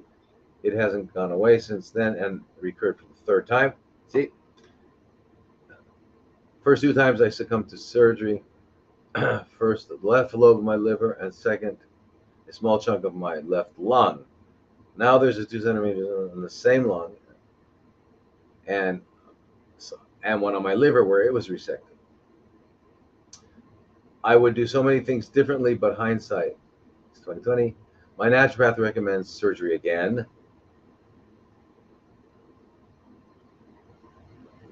He's also recommending a neoantigen CFC vaccine that's fairly new, but showing promise.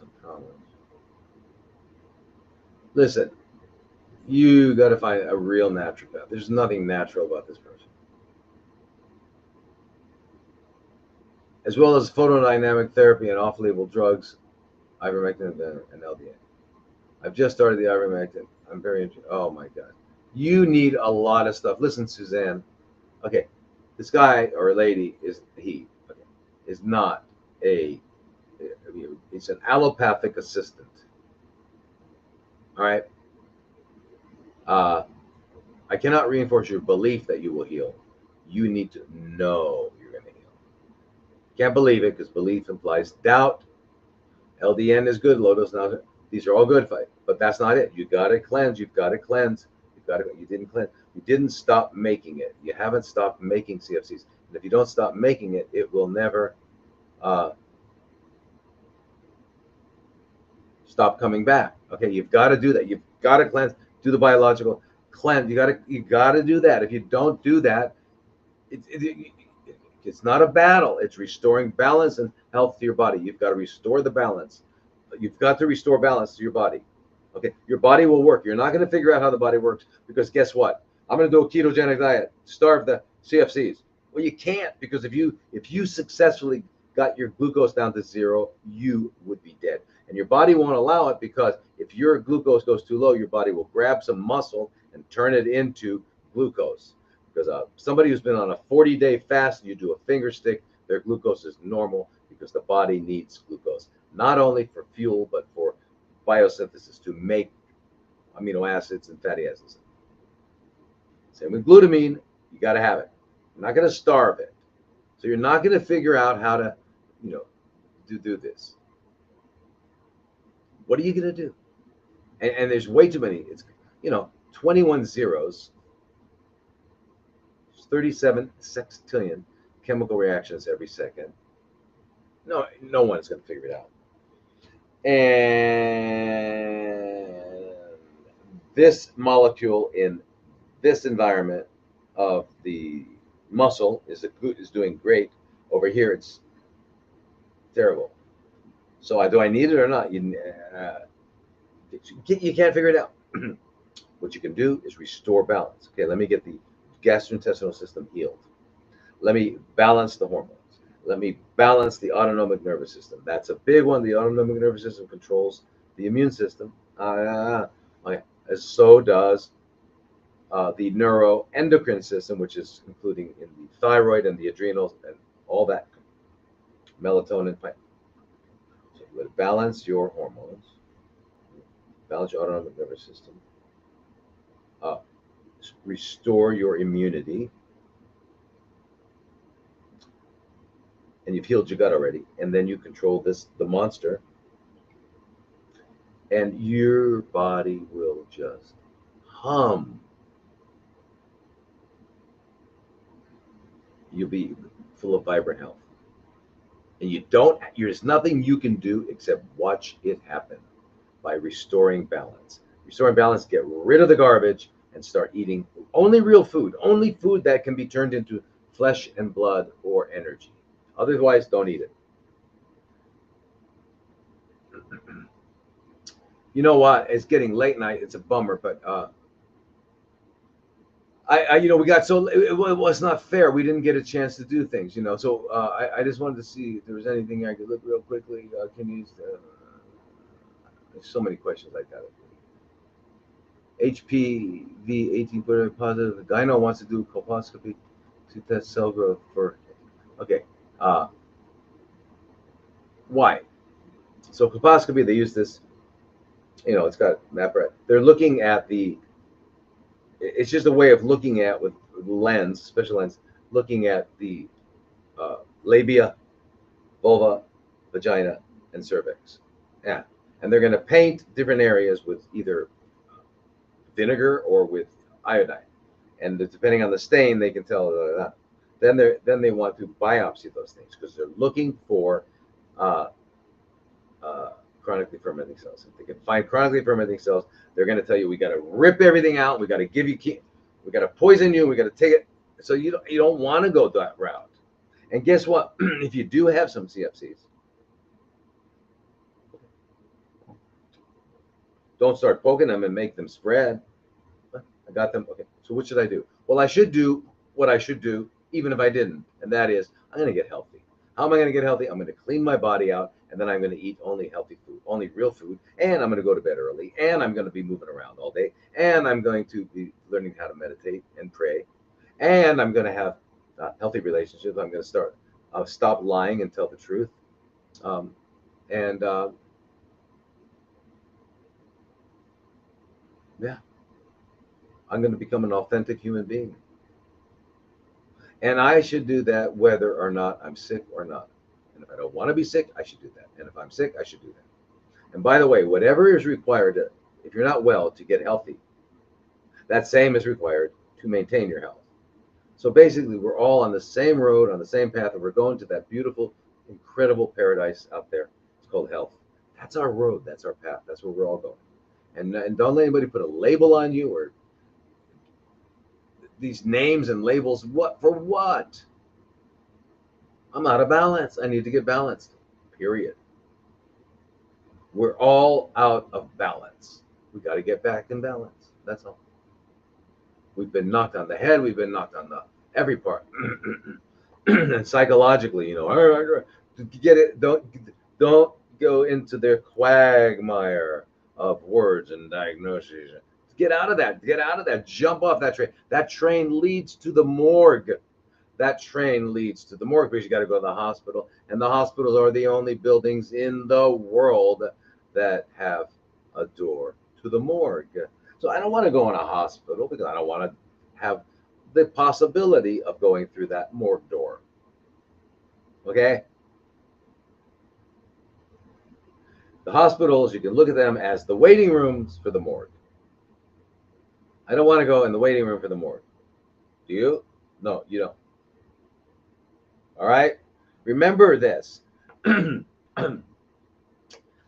And listen, next week, I hope that I can get on and on time. I'm really sorry we missed a lot of time today and I didn't get to answer your questions, but, you know,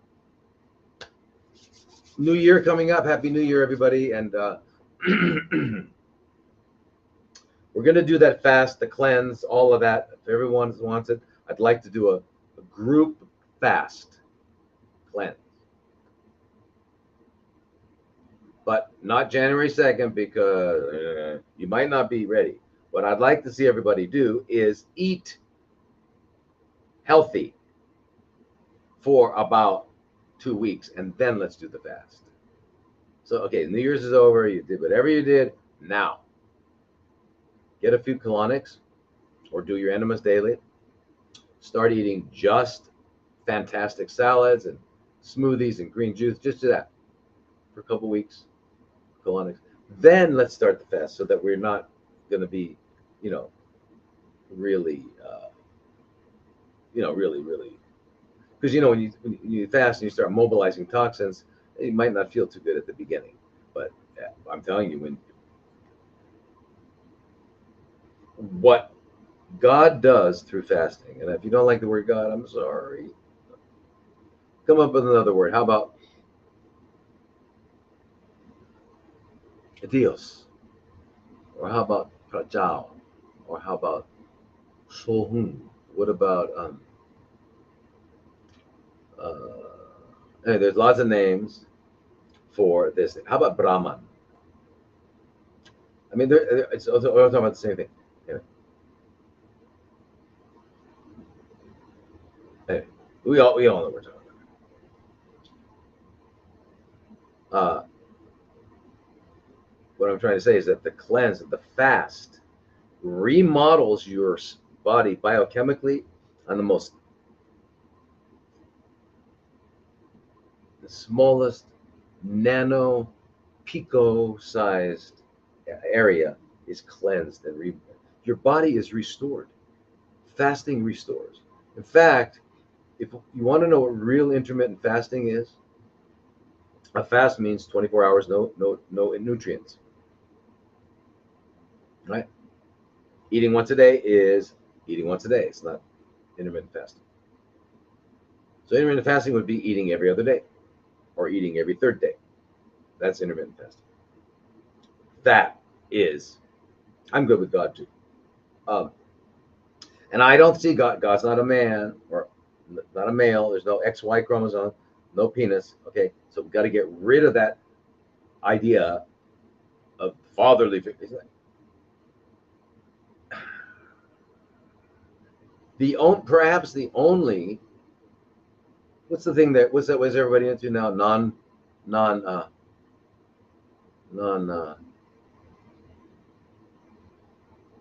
what is it?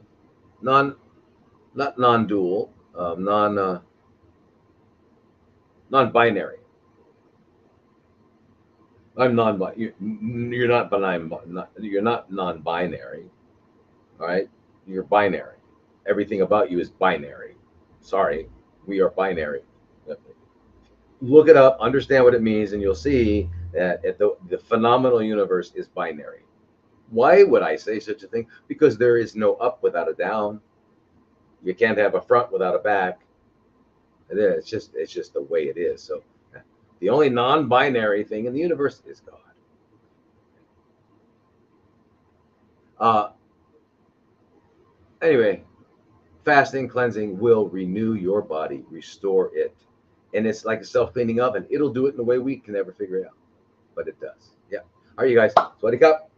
Namaste, namaskar, and aloha. See you next year.